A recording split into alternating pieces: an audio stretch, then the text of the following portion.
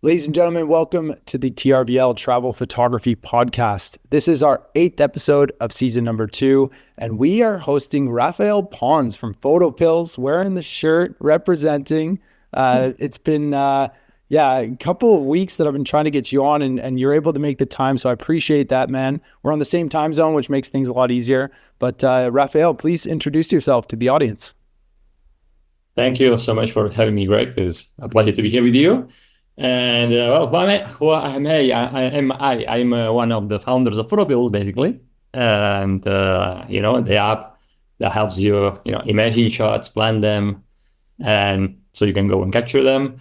And, I'm ready to share the story behind myself and behind the invention of PhotoPills. So when you're ready, I am ready. That's the idea. I wanted to call it Rafael Pons in the history of PhotoPills because I think I use the app personally, but I don't know anything about how it was developed or much about you and your past. But I know that you are one of the founders of PhotoPills, if not the founder. Are you the only founder?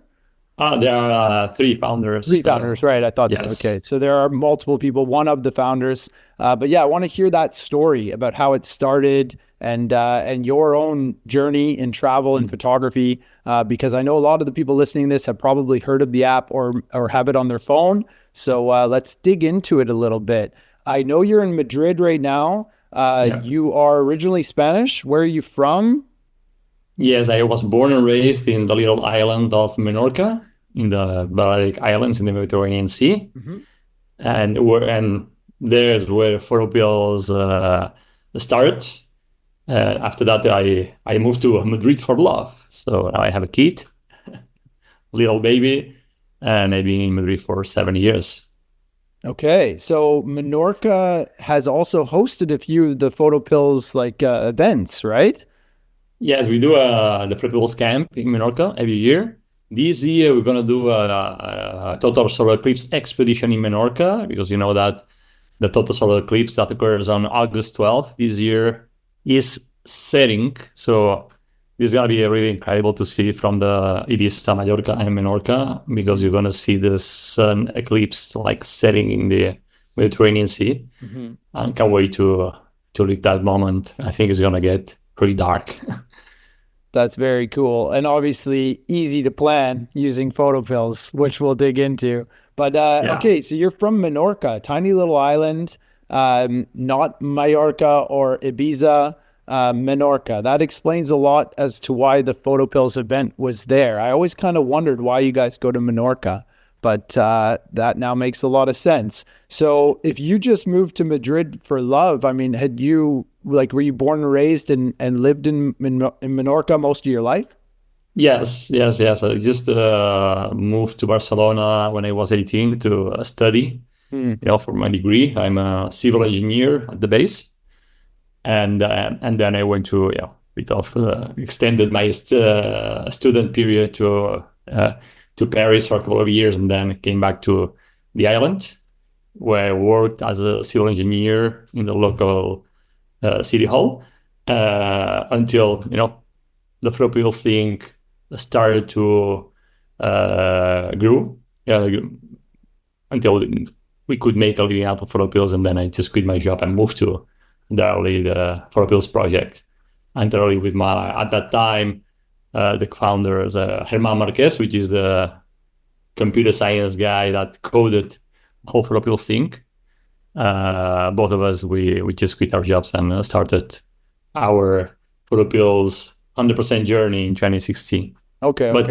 The idea was born in 2009. So it took us 3 years to develop the first iOS version for PhotoPills, and it was launched on 2013, I think. Yeah. Okay, I want to dig into that story, but before we get there, tell me a bit about your childhood. I mean, as this is a travel photography podcast, I know you've done some traveling.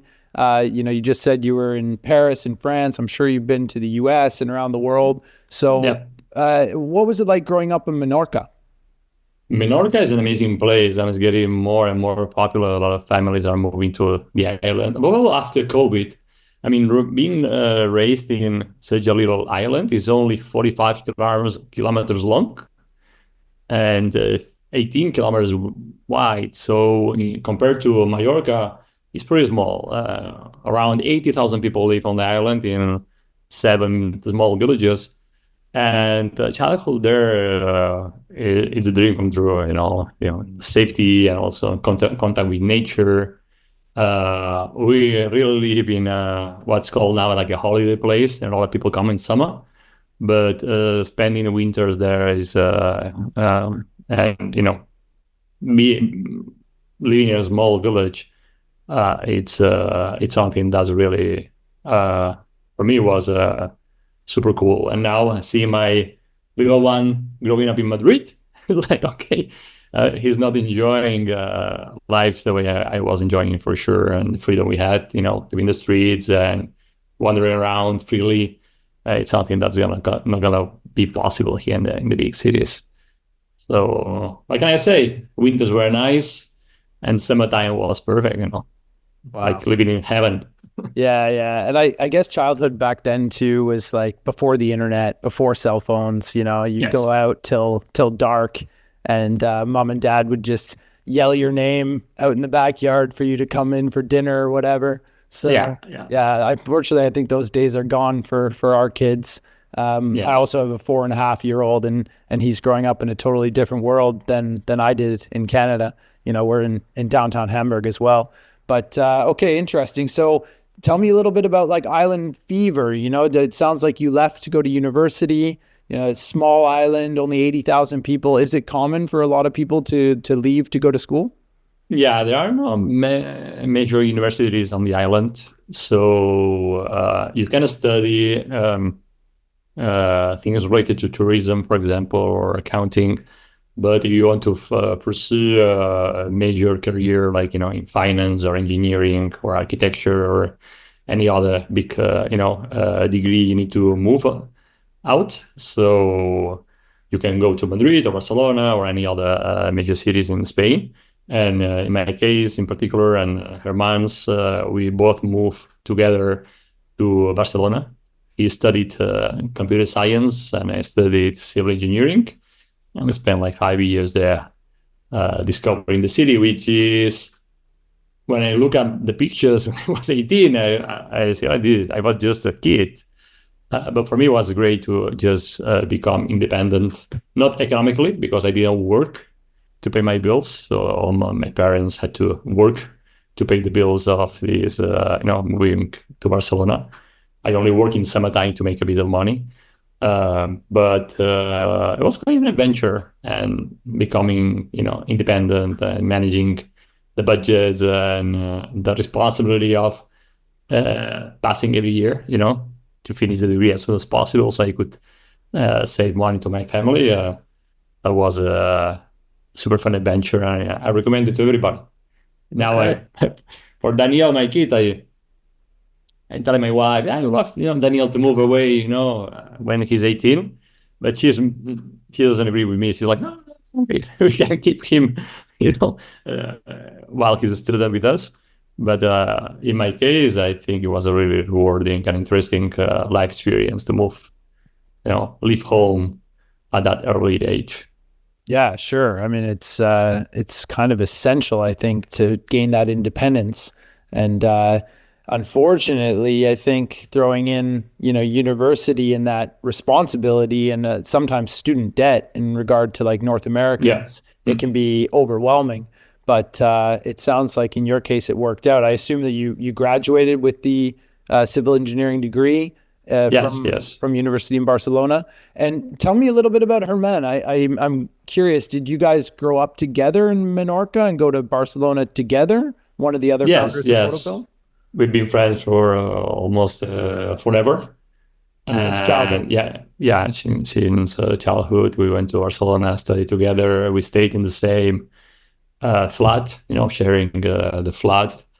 Until I moved to Paris to pursue like this marketing finance kind of the degree. So I have both like civil engineering plus business education as a background. And I think this has been the success of the PhotoPills too, having a really great relationship with your co-founder.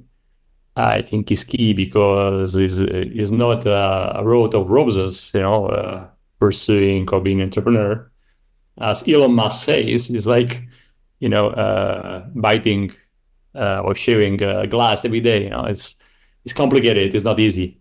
Uh, and you have somebody next to you that is on aligned with you, then everything becomes much easier. So one of the major risks when you start a business with somebody else is the human relationships. Sometimes they just destroy the business. With Herman, this has never been the case. And of course, we've been, we had arguments and different points of views, but we always found a way to align and push it in the same direction. Oh, great. I'm happy to hear that. Like eating glass, huh? Eating glass, what Elon Musk said, like sharing glass. Like sharing glass, yeah. Because, everybody thinks that the business people, entrepreneurs, it's super fun. Now you see the money they make and the success they have. But nobody sees the suffering behind the project and all the problems that you need to overcome. Even in a small project like PhotoPills or in a bakery in the street, everybody has the same issues. COVID comes, wars appear, war can appear, anything unexpected can happen anytime. There is a lot of risk, and in this journey, you need to learn to live and embrace uncertainty as something that's the only thing that's certain is that is uncertainty. So yeah, the only certain that's thing a big, is uncertainty. Big, yeah, it's a big mind shift that you need to make. Here in Spain, all education is it's about leading people into the comfort zone and not taking risks, which probably is the most risky thing you can do on your life, and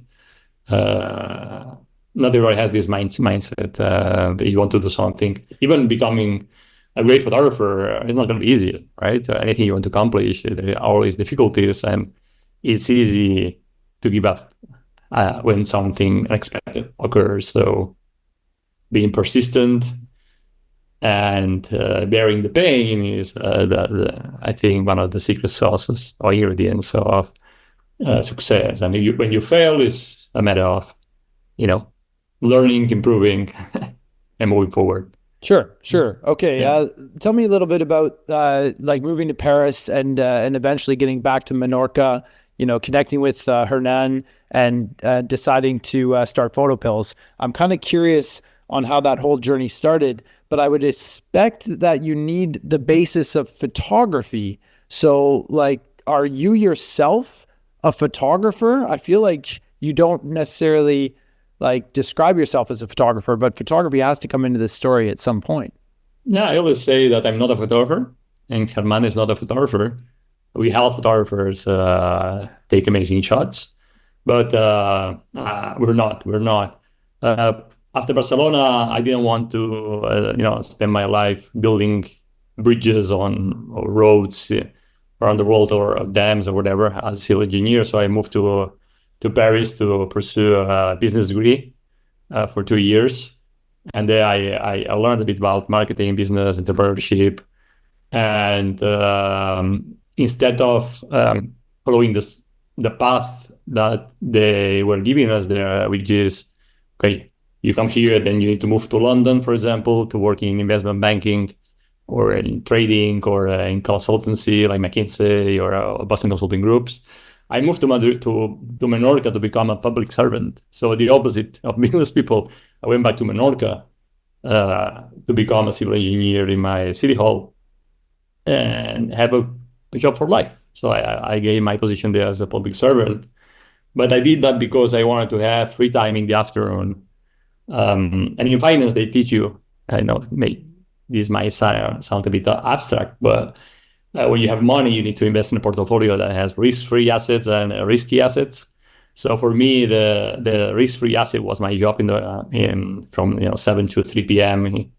Working for the government with not bad paid. And then in the afternoon, I had time to think about what we could do from Menorca, from the world, and becoming an entrepreneur, if that idea ever emerged. And then is when Herman came to me and said, "Hey, I bought a camera in that time, the Nikon D90, to take better photos when he was traveling. That was even before the iPhone, I think." And he said, this photography thing is so difficult, it's so complicated, so many questions that it answers, to get my shots. And I said, wait a minute, photographers, it's a nice niche, I think, all hobbies are nice niches. And I was looking for an idea in a market where there was urgency to get a solution and also money, because you guys spend so much time and effort and money in your hobby, or you're a professional in your gear, traveling, everything is so expensive, and you are so passionate and very well connected. And that's a key thing. When you start a small business like we want to do, we don't have money for marketing or invest in big campaigns. So we need to try to convince people that are what they call like warm or hot, they are really well connected. So you guys are really well connected photographers, through forums, through blogs. So with no money, we could reach the community, also word of mouth, So, and then we decided, hey, what photographers want? They want, everybody wants to have take amazing photos, and we can help people go from an idea to a real cool shot, that fulfill their dreams in terms of photography. Maybe we're going to be onto something. And is when we come up with the idea of if somebody wants this photo, what, we did reverse engineering, what you need to do to get this shot. So apart from everything begins with the idea, the creativity, and then you need to make all the calculations to figure out the right shooting spot and time and date and time that the scene happens, so you can go and capture it. And we started reading, all the photography books we could read, and jotting down all the questions, all the problems, all the calculations, in order to get the shots. And we come up with the idea of the pills. You take one pill depending on the problem you have. You take one pill or another. So we have pills that make you fly, like inspiration, like the words, where you can see the photos that the community are imagining, capturing, and planning and capturing around the world, or pills that make the calculations, like the spot stars calculator that helps you calculate the maximum exposure time you can shoot the Milky Way and still get pinpoint stars in your photos. So the pills concept came, and we built our first iOS version focused on Sun, Moon, and Milky Way. And I think we were the first ones to introduce the Milky Way planning in the planning world, in the photography space, and very strong in the augmented reality view. So to make easy for people to visualize the shot when you're in the field. So one of the main issues that we have in PhotoPills, and I think in any software, is how you can make planning easy, for people. That's a complex thing that we still need to solve, I think, I'm afraid. That's all right. I mean, the augmented reality is definitely very cool. I like using that a lot on my phone. If you guys have never done that on PhotoPills, check it out, especially for the Milky Way. It's absolutely amazing. But I'm curious, like, before we dive further into this story, when was this? Like, are we talking like 2009, 2008?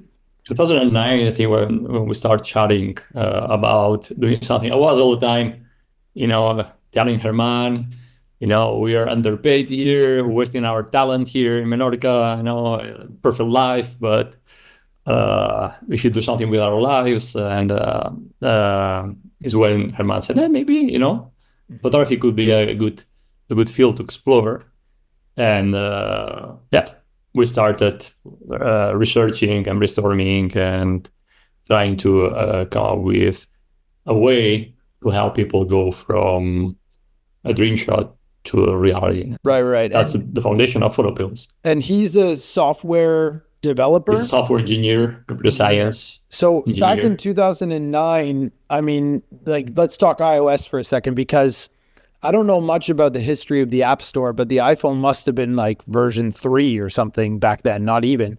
Like Yeah, I bought iPhone 3. in I had an 2000? iPhone 3. Yeah, yeah. Yeah, okay. To start development, I had to buy it, and Oh, we used my phone. Actually, I had it before, I think, but we used my phone to small screen. I mean, when you see the iPhone 3 now, it's like, oh my gosh, yeah, now it must look like a toy, I huh? have the big screen. Yeah, Going back to small exactly. screen is impossible now. Yeah, yeah, me too. I've got this ridiculous iPhone 15 here, and It's it's so so good. I need two hands to do anything. Anyway, Yeah. so yeah, I'm curious about that because back then, developing apps must have been in its infancy. It must Yes. have been like an adventure just trying to figure that shit out. So, Yes. I mean, you guys had an idea of a market gap within photography, which is kind of interesting. I mean, every other guest I've had on the podcast is always like a photographer or somebody Hmm. who's got, a history with a Yeah. love for photography. But it sounds like you guys kind of saw it from a different perspective. I mean, so Herman had a camera at the time. Yeah. Were you guys traveling at all? I mean, where does the travel Not aspect come really.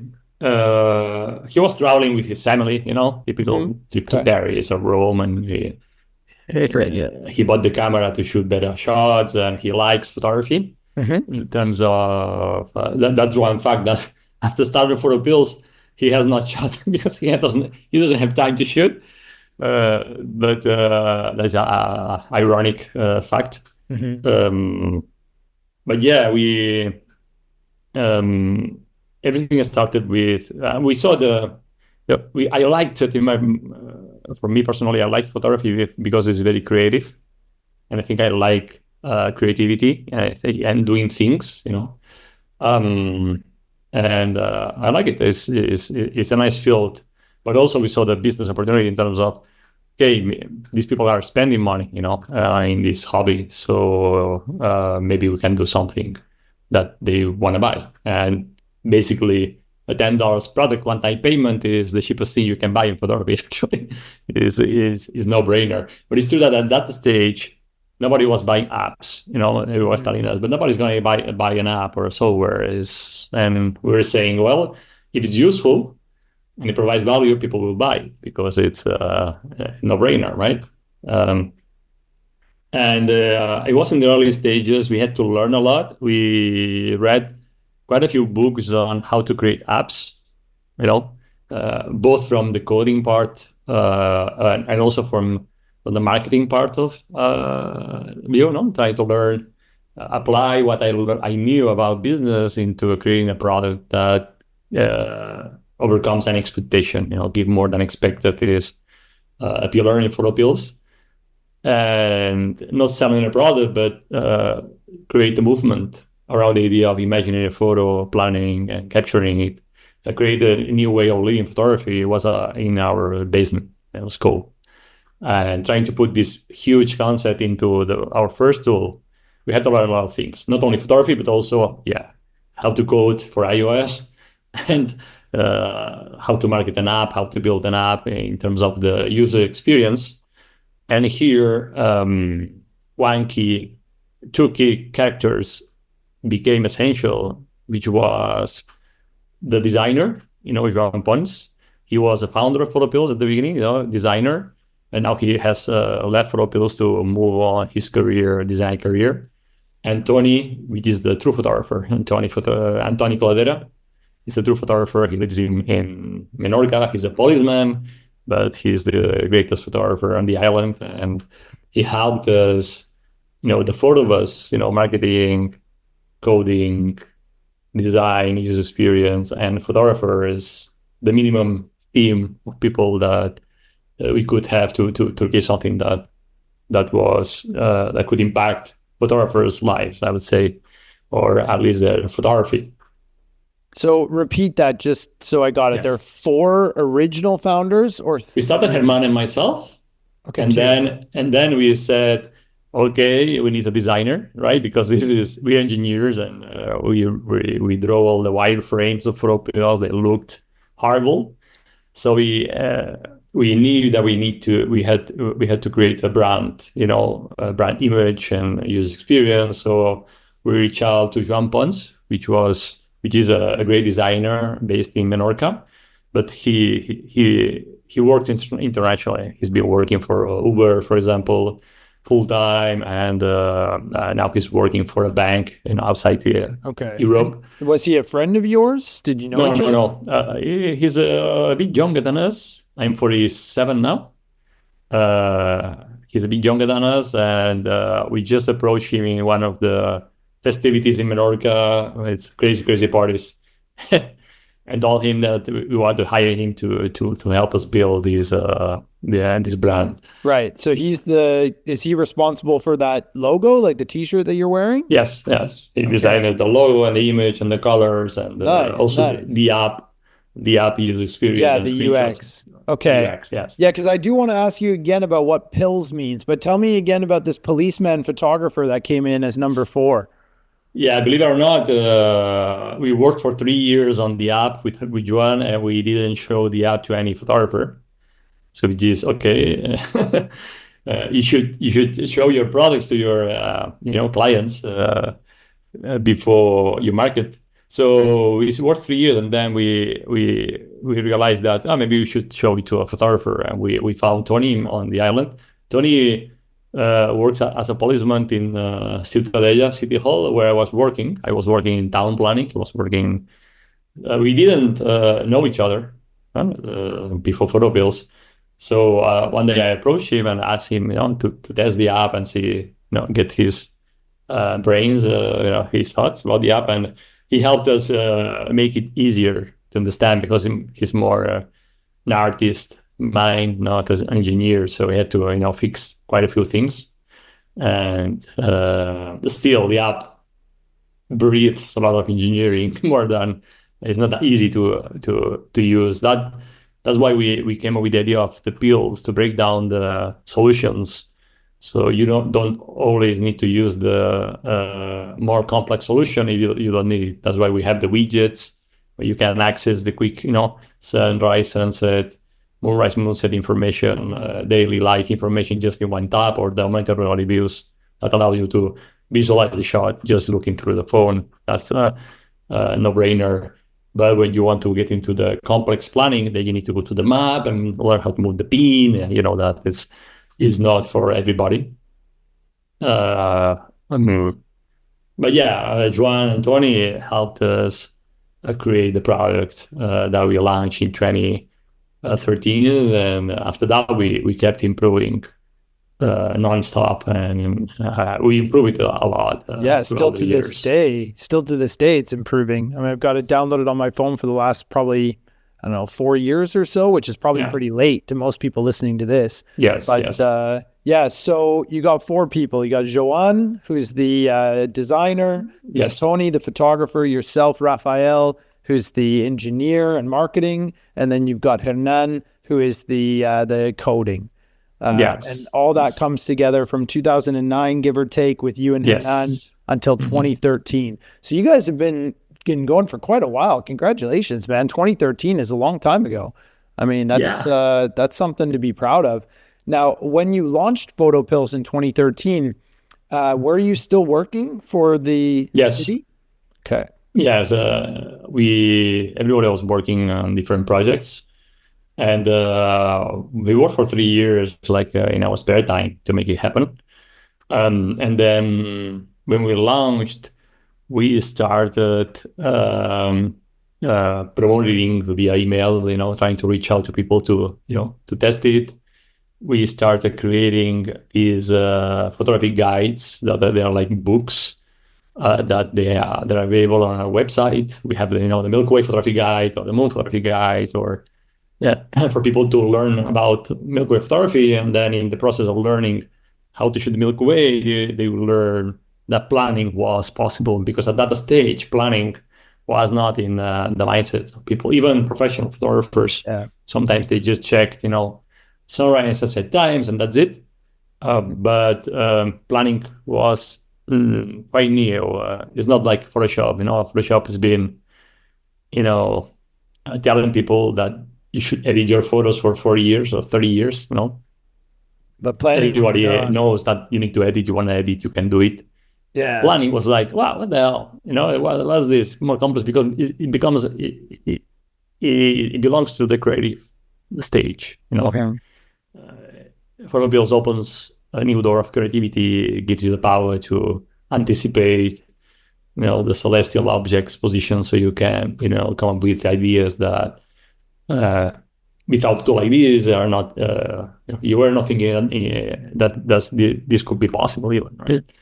So we're more on the creative side, the idea generation process.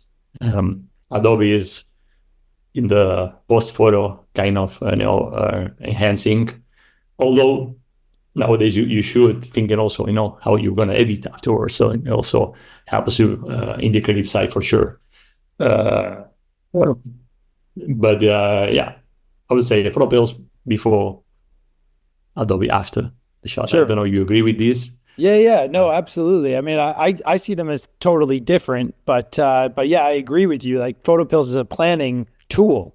I was thinking of a great example when you were explaining this stuff. I used to work in Australia, and I remember doing an overnight Milky Way time lapse in 2014, and I'd go out and set up my wide angle and just point it at the sky. Shoot the overnight time lapse, come in, edit the photos the next day and be like, oh shit, I've missed like a little bit of the Milky Way. So overnight, I would just go and change it the next night, to be the actual location. And then I'd get my time lapse. So it was almost like trial and error. Whereas with PhotoPills, it's changed everything where now you can get that exact location, before it even happens and be, I don't know, almost 95% sure that it's going to be correct when the time hits. So that's the tool aspect. I mean, Adobe, I've always seen as just post-processing. I mean, that's all it is to me. And I agree with you, shoot to edit. I do that in video all the time. I mean, it's shoot to edit is like a rule almost that I follow. But yeah, I'm curious, what was the first like version of the app? Like version 1.0? Are we talking like iOS 2013? What was it? It was a very simple app. It has just not a very beautiful menu with the tools, like a box of pills. Not very beautiful. Are the pills like a medical thing? Like I would take ibuprofen for pain. I would take ecstasy to get super high. I mean, what are we talking about here?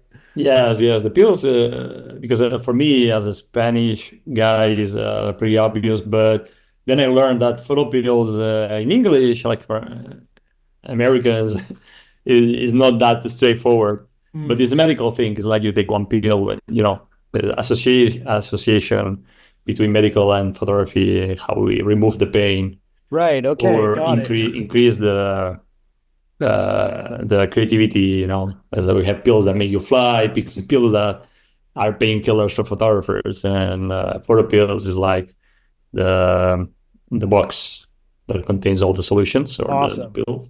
Awesome. And the recipes and the prescriptions, are the tutorials that we make, and it's kind of a medical kind of inspiration that we had there. Yeah, sure. So tell me about that first version. The first version was for iOS, the iPhone 3, super small screen. It has the same foundations that it has now, like a menu with all the pills and the calculators and the map-based planner and the monetary views. Now, as technology has improved, we've improved a lot, both the user experience and the look of the app and everything. But the heart hasn't changed at all. It's the same philosophy. You had the academy section where you can learn my stuff, where you can save your things and get inspired by the community, and then the pills menu where you have the tools, right? The type of fill tool, or the field of build tool, or the sun tool, or Milky Way and ITR, and the planner, right? So it hasn't changed that much in how many years? 13 years, man. 13 years. 13 years hasn't changed that much, the heart. Hopefully in the future we'll be able to make something that goes further into the future and building a completely different tool, I would say. Now we're aiming to build something that can set the foundation for something that maybe doesn't exist now in the photography world. Well, that's But that's exciting. the future. We'll see. Yeah. I don't want to talk too much about the future though, because Yes. I do think like there's been a massive growth of PhotoPills in the last 13 years. How many people are using it? How many downloads do you have? Can you tell me? I think about a million 1 million. app downloads. Yeah. Yeah, 1 million app downloads Worldwide. Yes. in 13 years. And you say it's a Yes. one-time purchase and then you can Yes. always update it for life. Yes. And Right now we're crazy. It doesn't make yeah, any sense. Now we're even getting emails from people asking, is it a monthly subscription or a yearly subscription? Nobody thinks about one-time lifetime, payment. a And actually it doesn't one-time make any payment. sense. Yeah, it doesn't Honestly, make any man, I sense. feel like I need to thank you for that because it's so frustrating having these subscription models. And as a user and just as a photographer, it's really nice to just have like a one-time payment. Absolutely. So Yeah, from that's my own our point of personal opinion. view, it doesn't make any sense because the more you use the app, the more money we lose, because we need to pay Google everything you move the red pin and you get the elevation data or search for address. This is not free, so we need to pay. So the more you use it, the more money we lose. It's basically moving to a subscription based model is only a model that is logical in terms of you need to get the users to support you on the project. Because again, all the big tech companies are running underneath the major products and they are not free. So you need to pay them to use their services, like in this case, the elevation service or the map or anything you want to use, Street View or anything, you need to pay. So that's why in the future, we want to keep like the two layers. Let's say the one-time payment and then the premium version that this becomes subscription. So you can choose where to stay. That's our idea at the moment. Okay. To see where we can create something that's so good that people will move. You can decide you want to stay or just upgrade, and this will remove the frictions of I don't like turning everything into subscription model in quickly. It's like, okay, first, I know that asking for subscription is a big move for us, but it's difficult to create something that people want to pay for a subscription, right? So that's the risk. And it's going to be super interesting to see if we can figure it out. And we will do it together with the community. Yeah, you'll need to, because there's going to be a lot of people like me that are totally happy with the product as is right now. And I've paid my one-time lifetime subscription and I'm happy with that. So it'll have to be like super value added, explaining what it is, blah, blah, blah. But I also think that you made a really kind of interesting point that sort of got buried, but you pay Google every time I move the little pin for the map planner. Yes. What's that all about? I didn't know that there was, you're paying for that data, I guess? Yeah, for the terrain elevation to know the height above the So who sea owns level. that data? Is that Google Maps that owns that? Google owns there, that. there are different services providers. If you want the high quality, you need to pay Google. There are other services that are cheaper and but they are less precise, accurate, I would say. One key thing that we want to do in PhotoPills is to build our own data set too, to be sustainable. But there are always costs involved. So what people don't realize in software probably is that one-time payment actually in an app like PhotoPills doesn't make any sense because there's all these costs, that are linked to the user, to the using experience. So why did you choose to make it a one-time payment then? And basically because at that time was the safest bet, and also because we didn't have a clue. It's like nobody was buying apps. So subscription, I mean things like Netflix and Adobe changing to subscription they got people used to subscription. Now everything is subscription. People are more used. In 2013, that was not the case. So for us, it was like, okay. Also, we were not feeling confident of is the product good enough, I had a lot of users telling me, you should charge 10 a year, $10 a year. You're crazy, Above all from the US. People see it as a one-time product, say these guys don't know what they're doing, the product is so good that they should charge at least $10 a year, right? And even when you know that there is this cost recurring, that makes total sense. But yeah, it's probably getting. Sorry, go ahead. No, but my idea was like when we launched, we didn't know. We just decided to make it one-time payment and make it easy for people to use the app. And we'll see where it goes. Ideally, for me, the one-time payment is like a free app. It's like a freemium model. It's not free because we didn't want to have all the trolls and inside the app. I think the price set a entry barrier, so people when they invest, they want to learn. I think that move was great because less people but more invested in wanting to learn the tool.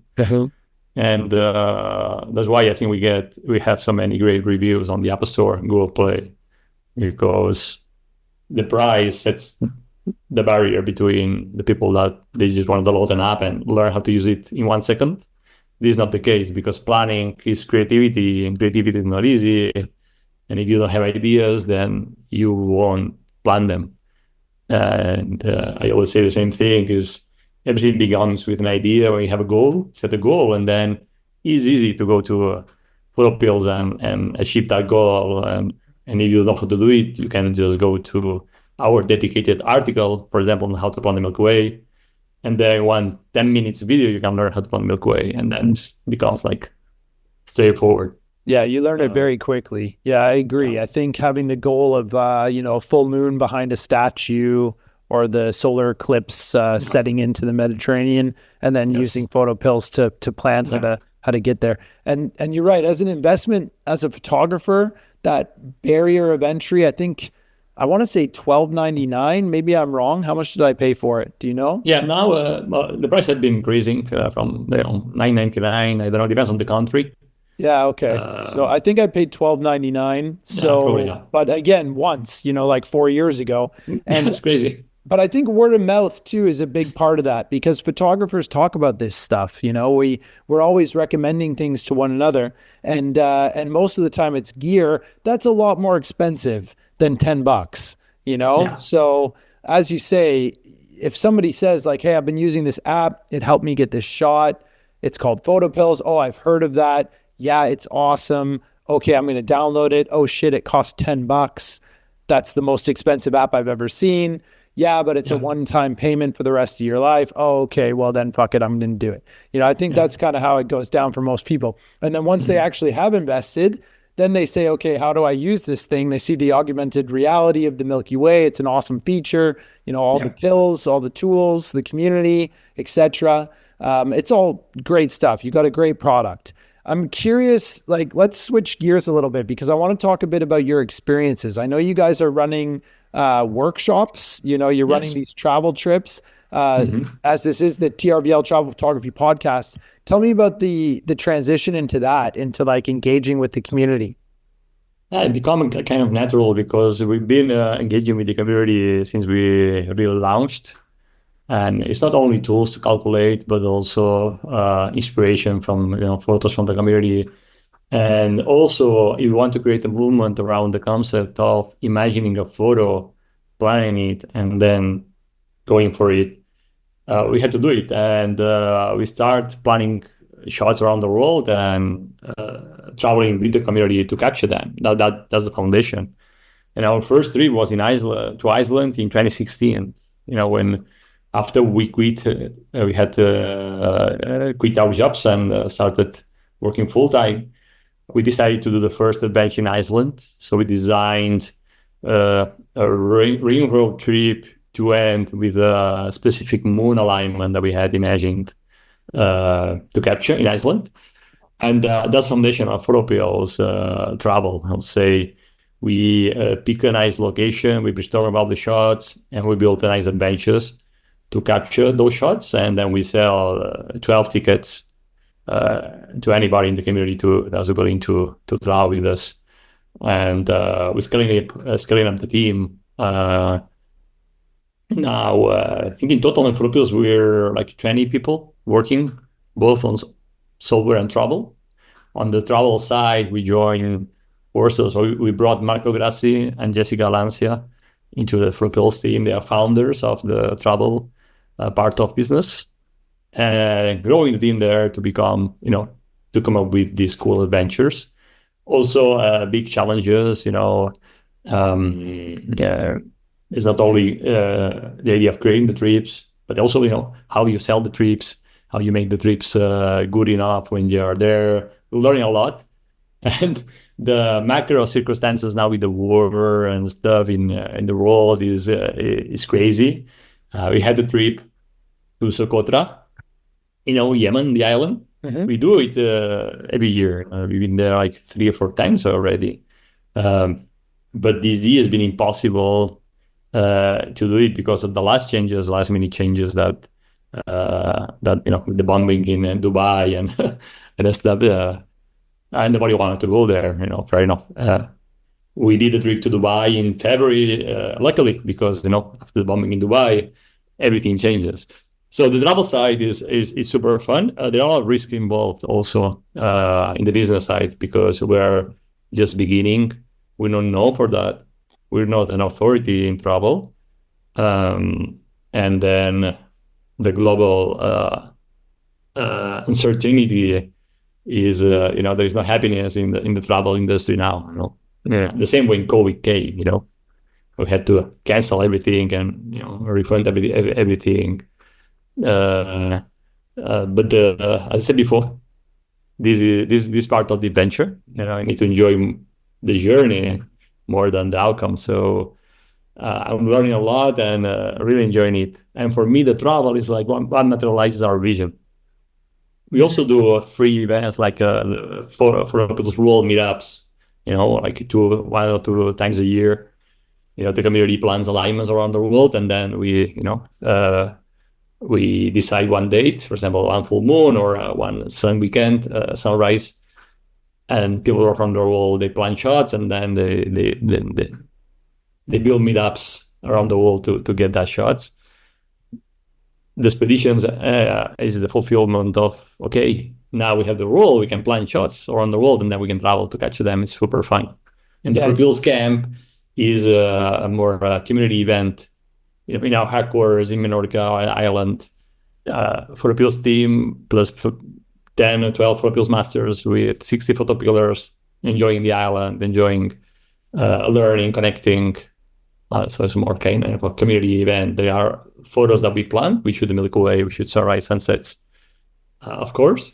But I say that the camp is more community, is the main driver, while the expeditions are more the adventure, to travel and get the shots. Yeah, I mean, it makes perfect sense. I think PhotoPills is almost like a really good like base foundation to these experiences. For the camp, you've got a much bigger group, 60 photographers, 12 PhotoPill experts, all learning, but also experiencing, just a weekend away. It's almost more like a conference, like a community building event. And then the expeditions sound a lot more like TRVL photography, a lot more like workshops, but again, that base of PhotoPills, using the app while you're on the adventure, teaching people, maybe, as you said, sometimes it's a pretty daunting app, it's very engineer heavy. So if somebody loves the app experience, but they feel like they're missing some knowledge, it's a really good opportunity for them to learn more about how to use the app on location every day. Right. So I think that's a really unique way for you guys to kind of be part of the travel industry. And you're right. Sometimes traveling is like chewing glass. It's so frustrating. I studied adventure travel in Canada. I've been working in the travel and tourism industry for my whole career, and it has been really challenging the last sort of 6 years. Especially since COVID, and we had a little bit of a reprieve, and now we're back to Trump 2.0, which is fucking terrible for the world. So, Yes. like, I guess what I'm trying to say is I think it's a really unique position that PhotoPills has. And one of the reasons why I wanted to get you here on the podcast, because you do have sort of that base foundation and reason for people to come together. They're all using their phones to plan their dream shot and use the tool to help them make it happen. So let's go back 10 years to 2016. Were you on that first trip in Iceland? Yes, it was And Herman, was Tony, Herman? myself.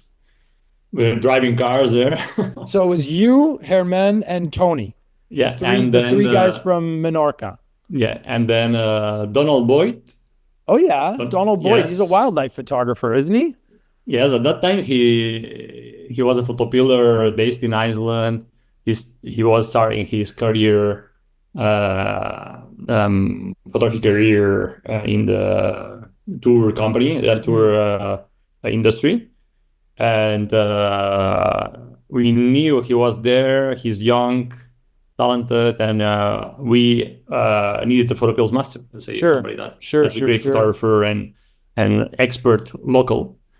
So we team up with him, and we put together this adventure, crazy adventure. Yeah, tell me about it. How did it go? The first PhotoPills expedition. What was it like? First PhotoPills expedition, we made all the mistakes, lots of mistakes. We didn't have a clue because we put it like, we were arriving every day at 3 a.m. at the hotel and leaving at 9 a.m. Like crazy. We were shooting all day. We drove so many long hours at night. Drinking Red Bull was pretty crazy. So yeah, that was really hardcore, even for the people that joined. Actually, one of the clients for the PhotoPills wanted to leave the group the first 10 minutes because we didn't fit all in the vehicles we rented. We had to rent an extra vehicle to build more space because it was bringing all these big bags. It was pretty crazy. And I also remember, getting to Reykjavik the last day, and the hotel owner had just canceled all our rooms. Let's say, I was like, okay, yeah, guys. And I don't know how we convinced them to keep the room, at least for the guests. And we, Tony, Herman, and myself, we ended, and Donald was sleeping in the car, in the cold, in Reykjavik last day. I was like, what the hell? I mean, what else can happen? But we had a lot of fun exploring Iceland and even the people. Let's say that 3 or 4 people in that expedition are still joining our adventures nowadays. I suppose they saw us like, these guys don't know what they're doing. It's the first time they're doing this, but we really we had a lot of fun. We connected very well, and that's very important for us to go from a product to a human relationship. And emotional and feeling level more than just an app or just a trip. That's where it's key to turn everything we do to elevate it into a real human experience. More photography is the excuse, I would say, right?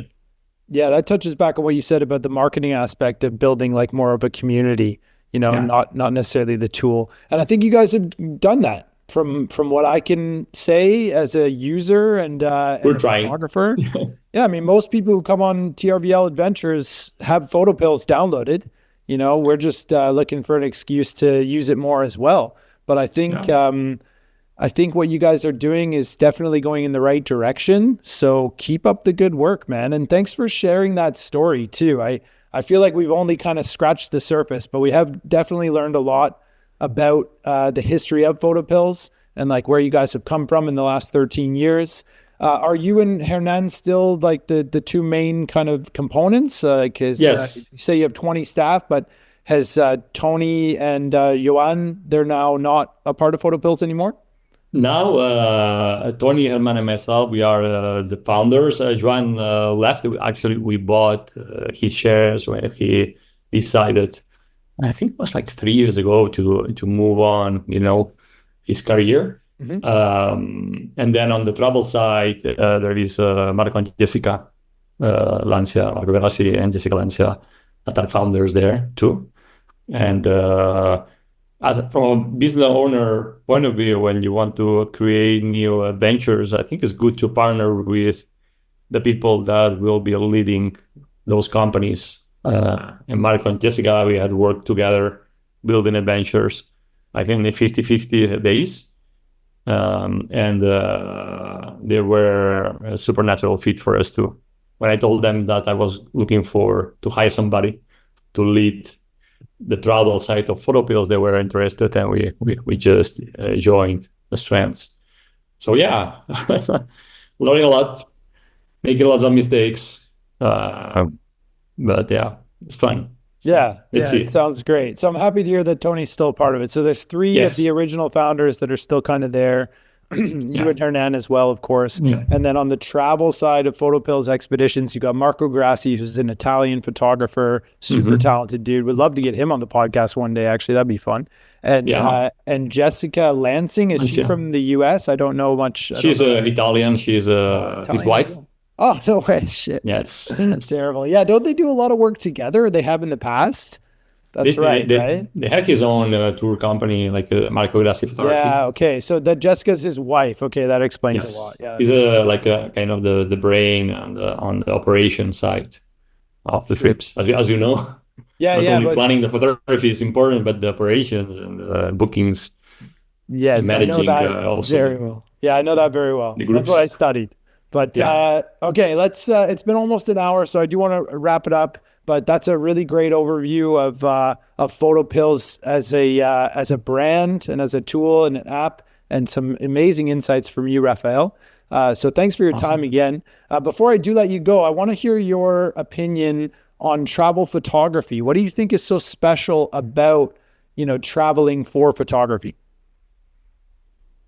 For me, so we say in PhotoPills is others. You could travel to places, but we travel to moments. So I think experiencing moments is the photo is the excuse, but being up there, just experiencing something unique or a beautiful sunrise, beautiful sunset, the aurora, I think that it really goes deep into your soul, because places are places, but the goosebumps come when something cool is happening, and it's not always happening. That I want to point out. We're not selling the photo; we're selling the experience of the journey, and we promise that you're gonna be there prepared. It's like we also say that the outcome is uncertain, but preparation is not. It's like being at the right place, show up. Is part of our DNA, and it really, escaping from the technology, world that we are in, experiences and travel becomes even more meaningful to me, particular. Yeah, those are wise words. I completely agree with everything you say. I love the idea of don't travel to places, travel to moments. And you're right. Being prepared is the best thing you can do. And then if it happens, that's amazing. And I think a bit of an added bonus to that, you and I being young fathers, is being able to share that, with our kids and our family and our loved ones and our friends and our community that are there with us. That's such a powerful thing. As much as landscape photographers are often on their own, and it is, a solo kind of pursuit, it is so special to be able to share it with somebody who has the same passion, or at least the same love for that moment, and that's really special. So all the best to you, my man, and enjoy being a dad to your little one, who's what, 2.5 now? Yeah, 2 and 8 months. That's awesome. Yeah, we have 2 as well. I've got a 4.5-year-old son and an 8-month-old daughter. So nice. Yeah. But yeah, you guys keep doing what you're doing. I'll be following PhotoPills as always and using it in the field. And I'm a bit of an ambassador for you guys when I remember to be. So Awesome. yeah, Thank you. thank you. And you take care. Thank you, man. Bye Bye bye. bye.